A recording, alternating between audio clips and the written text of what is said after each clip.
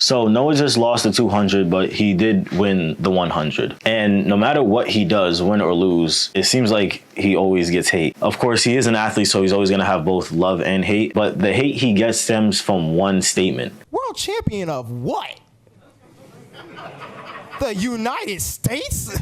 To me, the statement that he made, there's no debate. World champions of what? I feel like a lot of people are misinterpreting what he meant by this. If you win an NBA finals, you become an NBA champion, you cannot say that you're a world champion. And I think he's right in that aspect. The NBA is the National Basketball Association. National. Besides Canada, there are no teams outside of the USA. So when you win an NBA finals, to claim that you're a world champion just does not make sense. And the same goes for every other sport in the USA as well. Football, baseball, hockey, anybody that claims they're a world champion but only competes nationally isn't a world champion. And I feel like this is only hard for Americans to understand, because if you look at football, like European football, soccer, this isn't a problem. I'm just now getting into football, so forgive me if I make any mistakes. But from what I understand, each country has their own league. So like Europe has their top league, and I'm pretty sure it's the Premier League. And then like Spain has their top league, which is La Liga. In their league, if they win that, they claim to be Spain or European champions.